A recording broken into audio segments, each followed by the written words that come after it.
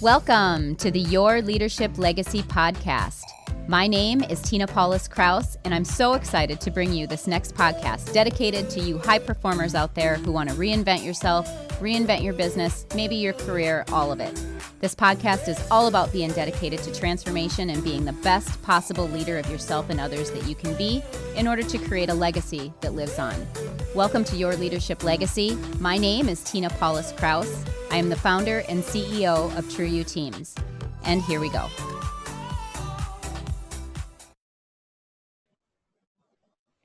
Hi, everyone. Welcome to Your Leadership Legacy. My name is Tina Paulus Kraus, and I am super excited today because we have Michael Hahn on the show with us today.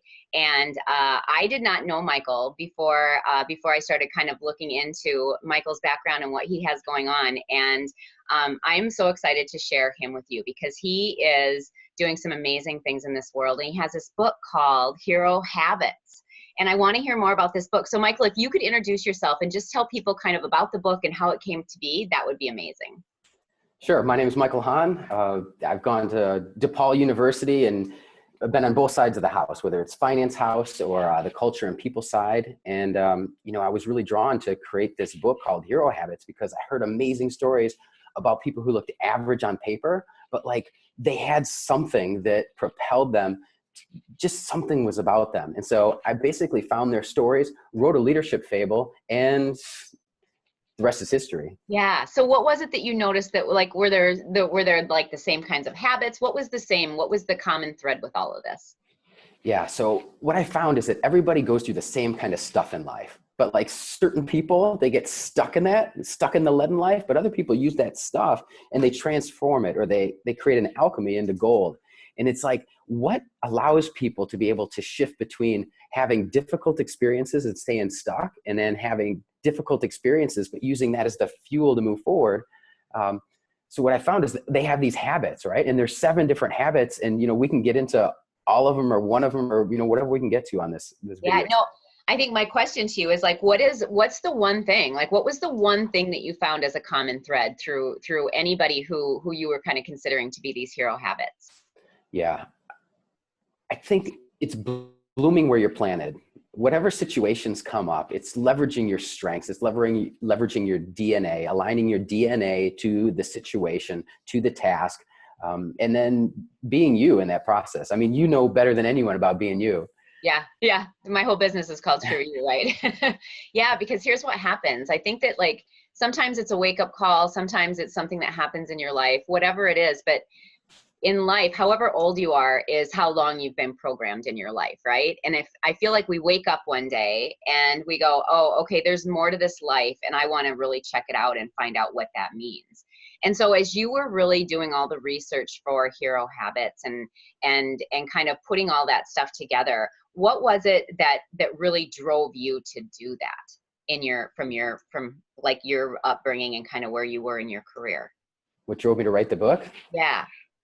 I had these experiences in my life that made me start to question, like, what am I here for? And like, what's my purpose? And one of them was on my 27th birthday, my boss had told me, hey, Michael, don't get arrested. I'll see you on Monday and I'll take you out to lunch. And it was, 11 o'clock, 12 o'clock, 1 o'clock, and she still didn't show up. And I said, what happened here? And I started to curse her out in my mind. And then HR brought us all down to a room and they gave us that announcement and said, Michael, we would just want to tell you that Gail's been in a fatal car accident and she's not going to be in anymore. And I thought, oh my gosh, like I was cursing her in my head. I was assuming negative intent and that she was doing all these things on purpose to me. Like, how do I process it? And so I just started journaling my thoughts, just throwing them in a journal and trying to turn it into a story and trying to figure out where Michael was going to end up after all of this. And so as I started to journal my thoughts, it created a story and it made it easier for me to deal with it. And as I started to share this via blog posts and things, I realized like, this is what everybody deals with. Okay. Like, how do we make that transformation? And, one day I was sitting at church and I heard go big for God. And that this book is for everyone else. It's for your tribe, Michael. It's not for you. So do it for your tribe. Yeah, that's amazing. I think so often, I know for me in my corporate career, and I love the tagline to your book, What's the tagline to your book? Something about corporate America. Yeah, the guide to thriving in corporate America Yeah. and in life. Right, the guide to thriving in corporate America. So when I was in 22 years, I was in corporate America, and I felt like I was alone, right? I was going through all these things, and we don't talk about these kinds of things. And it's crazy amazing to me that when we just start opening up the conversation and talking about it, we all have the same fears and doubts and things that we're scared of in life. And when we just start talking about them, it really opens up everything. I love what you were going about assuming positive intent. Talk to us more about assuming positive intent. I mean, we've all had those moments, like I talked about with my old boss, Gail. I was assuming negative intent. And I think that what I've discovered with everybody that's, in society today is we have so much going on. We're so busy. Our calendars are booked one session right after the next, that our Outlook calendar manages our life. We don't get to choose that. And I hate the word busy, because busy to me just means chaotic and frantic. I really prefer focus, right? And I know you and I align on this. Yeah. It's about choosing a focused life. And when you do that, stuff happens, because success isn't a straight line up and to the right. There's all these bumps and things that happen along the way. And if you start assuming that the client who didn't call you back is just blowing you off, or that, everything is assuming negative intent, your mind is so powerful. It's going to find evidence for all of those beliefs that you have.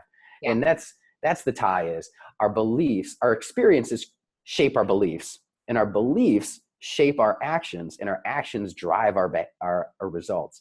And if we have experiences and we assume negative intent, we're gonna do things like blame other people. We're gonna tell ourselves rational lies about how we're right and they're wrong, and push them away. And it's an unwinnable game. Right.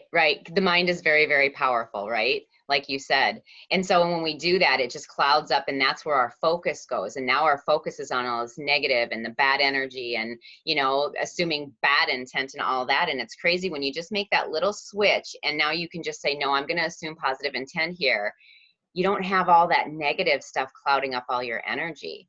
So my next question to you has to do with teams, and teams being unstoppable. The name of the series is Your Leadership Legacy, and how to create unstoppable teams. Yep. And so when you've been doing your research and talking through all of these heroes and the habits that they had and stuff like that, as a leader, what makes a leader have an unstoppable team? Yeah, I think it starts with hero habit number 1, which is the keystone hero habit, which is design a winnable game.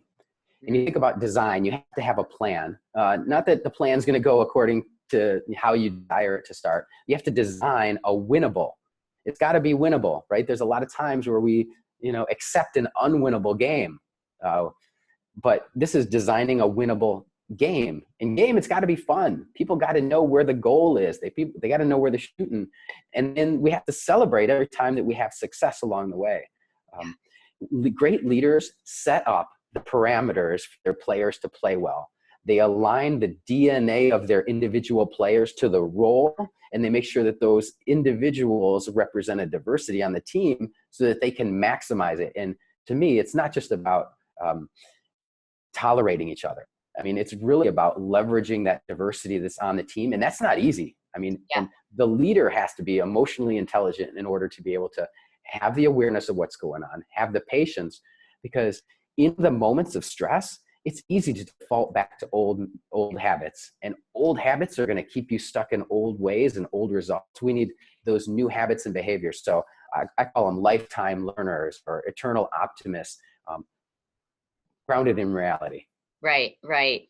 So then when we talk about leadership as a whole and how leadership has evolved over time, what are your thoughts on how as a leader we need to develop new skill sets in today's environment, maybe than how those skill sets that we've had in the past? So, and that kind of goes with leaving that leadership legacy. So as we move into the future of leadership, how is it different? What do we need to do as leaders differently? I mean, it's about having thoroughbreds on your team versus just having pack mules. In the past, it's been about how do I use the carrot and the stick to motivate people. But really now, with technology and the vastness of information tsunami, it's like, how do I hire people who are smart and more talented than me in all the different areas? And how do I check my ego? Mm. How do I become okay with that? And that's where the emotional intelligence comes into play. Yeah. Leaders need to really be aware, need to be emotionally aware of themselves so that they can understand and appreciate others, and then so that they can modify their behavior. In the past, it was, this is me, this is what you get, I'm never going to change. You're part of the team or you're off the team. Yeah. That's not working anymore. Yeah. It totally is not working anymore. Right. Yeah. Yeah. And so what's crazy about that is when we think about like leaving a leadership legacy, the difference is, you know, as a leader, I used to tell and fix and be an individual, kind of like in my individual results and goals. And now it's much more about teams, and millennials are helping us to kind of move in that direction. So what does it mean to you then to leave a leadership legacy? At Allstate Insurance, I was interviewing people on how do you create change resilience. And I met this guy. He was down in our Irving office. And I heard that he just had a team that was always embracing change. And I asked him, how do you do it? And he goes, Michael, you don't ask people to change in the moment. There's too much stress, too much pressure, too much deadline. He's like, you got to create those reserves with your team. And he's like, this is what I do. At the end of each day, I take 10 minutes and I write out 3 cards that says, hey, I recognize you at your best. And he said, I took a little cheesy picture that I had at the carnival, stuck it on there, and then I write a little line about what I saw them do or what I heard through one of my direct reports that they did. And this goes all the way down to the front line. It was just 3 little notes a day, and he created this habit. And as a result of that, what I realized is that recognition of going above and beyond is really what people crave. They want to know they're making progress, making a difference. But once you give them that recognition that, oh my gosh, somebody's noticing, like they light up, and it becomes the fuel for the rest of the people. Oh, I wonder when I'm going to get one. And he thought, oh, this is cool. I'm just going to give this to an individual and leave it on their desk and read it to them. But he noticed them being stuck up on cube walls and like people bringing it home to their family. So he started then writing letters back to the spouses when people go above and beyond and saying, hey, look, here's some flowers. I know you've been incredibly patient. Thank you for allowing so-and-so to be so supportive here at work. So recognition is the key to unlock this, you know, unstoppable teams. Right, right. It's just this like sense of belonging, right? Everybody wants to feel like this sense of belonging, like they're part of a team. I love that. And again, when you talk about leadership legacy, when you were fixing and telling, that's pushing people down, where the future is really about rising people up. So if I'm a leader on a team today, and I'm really struggling to be in what you just talked about. My team's not moving forward. There's conflict going on. People aren't clear on maybe what roles and responsibilities are. What is the one piece of advice that you would give a leader on something that they can do to really start getting their team to move forward? I think it boils down to clarity. Right? When you talk about designing a winnable game, everybody needs to know where the end zone is. So it's creating a sense of clarity, and then it's aligning around that at a personal level. I mean, when you take a leadership team and you do an offsite, I've seen leaders who say, we don't have time for that when they come into a new team. And I've seen leaders who say, it's absolutely vital. The difference is that you bond together as individuals so that when it gets tough, you've already talked about how we're going to respond to the situation instead of just react to the situation. It's investing in the future. It's preparing in advance because you know it's going to get crazy. Like when you bring a new employee in and you're going to do some personality testing or something like that, you're going to try to find out if their DNA maps to the role that you're asking them to do. In addition, you're going to want to set expectations. Great leaders set expectations for new employees. They say, hey, look, this is probably going to be the toughest job you've ever had. I know you've got a lot of experience in this, but this is going to be the area that you don't have much experience. Now, what's going to happen if you fall short of expectations? How do we want to have that conversation? And once they do that, it creates a permission to have that conversation later. It sets the expectation that everybody's going to stumble at some point. And then you've found what is the entry point that we're going to need later. I think that's what great leaders do is they set expectations in advance and they get that permission. So it doesn't feel like it's a performance management conversation. It feels like it's a, how do I help support you to lead even better situation? Right. Right. It's how do we get back to the framework? How do we get back to what we agreed to? How do we get back to those expectations? Because we all fall, right? We all fall at some point, and it's just really about rising that person back up. So I really, really like that. My last question. Back to the legacy here. Yeah. The man who wrote all those cards out, the legacy is that everybody keeps those cards. They're looking at them when they're retiring from the company. They're sharing, oh my gosh, you know what? I remember when I got that card. They remember that moment and they make meaning of that moment. They start to think, how can I be more like him? And then they start to stretch themselves to act more like that. And the biggest legacy I can think of is my wife's grandfather, her papa, Souza. I never met the guy. He passed away 20 years ago. I met my wife 19 years ago. And many people in the family never met him. A lot of the grandchildren never met him. You wouldn't know that by how they talk about him. Yeah. Like they sign balloons and send them up to Papa, and they can tell you the top 3 characteristics of Papa and what he loved to do. He loved watch his Red Sox baseball team. Sorry, Red Sox. But, they talk about him like they know him and they know his stories and they know what he valued. And really, that's what a legacy is. Long after you're gone, there's a ripple effect.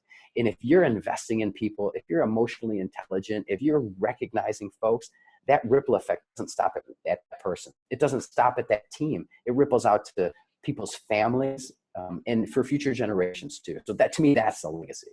Yeah, ideal. Like that's perfect. Exactly. And that was exactly the inspiration for this show, right? Your leadership legacy. We have all these things coming at us right now with technology moving as fast as it is, the future of work. We're highly connected 24/7. So the lines between work and personal are kind of blurred these days, right? Information coming at us in every direction. So as a leader, the whole inspiration for this show was, as a leader, how do I develop my leadership skills so that I can move into the future in the right way and be successful in it? And that leadership legacy is key. If you're doing the right stuff today, if you're hiring the right people, like you talked about, right? If you're setting the expectations and the clarity, that's all the stuff up front that we haven't necessarily done in the past that's so important as we move forward. That reminds me of this, right? We're going to have a legacy either way, Tina, right? Yeah. People are going to remember us in one capacity or another. But recently I've looked at the 5 regrets of the dying, and all of those regrets of people who are at the end of their life are really things that required courage for them to do in the moment. And I think courageousness and stepping out and being transparent, those are all things that great leaders are doing now. Transparency is huge. If you tell people, well, hey, I don't know the answer, I'm trying to work through it, do you have any ideas? People will respect you more than saying, this is what I can tell you when I can tell you.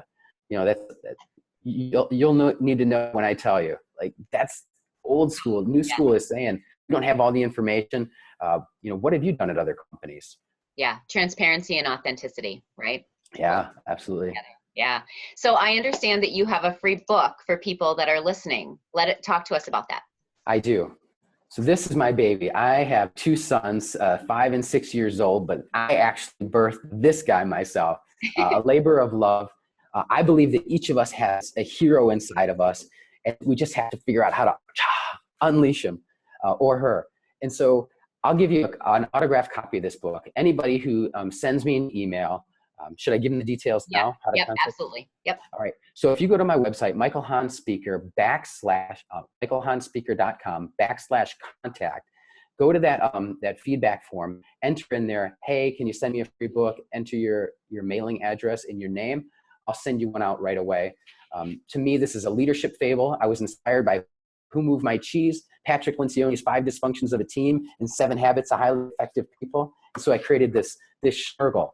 It's only 140 pages. It's meant to be able to read in 90 minutes, but I guarantee you'll want to double down on your life after you read this book. So, hey, for your audience, Tina, I would absolutely love to give them a copy of this book. That's amazing. That's an amazing gift. Thank you. Thank you very, very much. It has been, I didn't know you before we had the conversation before our interview, and it's really been a pleasure getting to know you. I look forward to doing lots of work with you in the future, because I think we're so aligned in so many of the things and thoughts and ways that we want to go. So thank you so very much for your time today. You've been an inspiration and given lots of great information and tools to us. So thank you.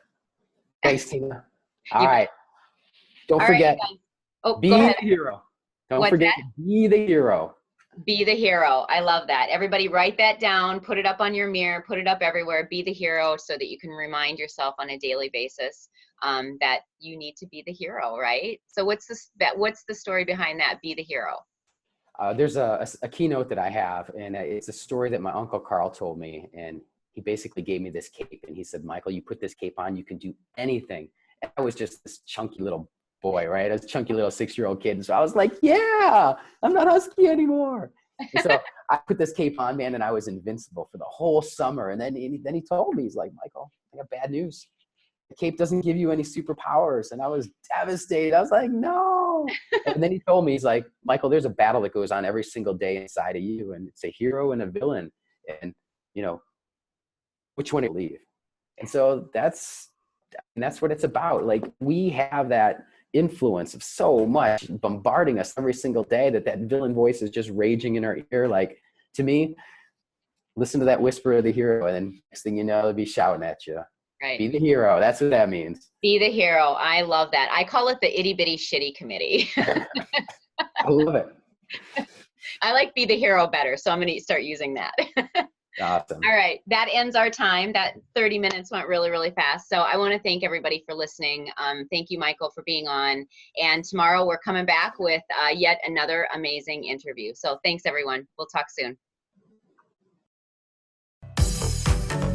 My name is Tina Paulus-Krauss, and I thank you so much for tuning in. I hope you enjoyed the show. Check out our programs and events at trueuteams.com. And until next time, make it an amazing day.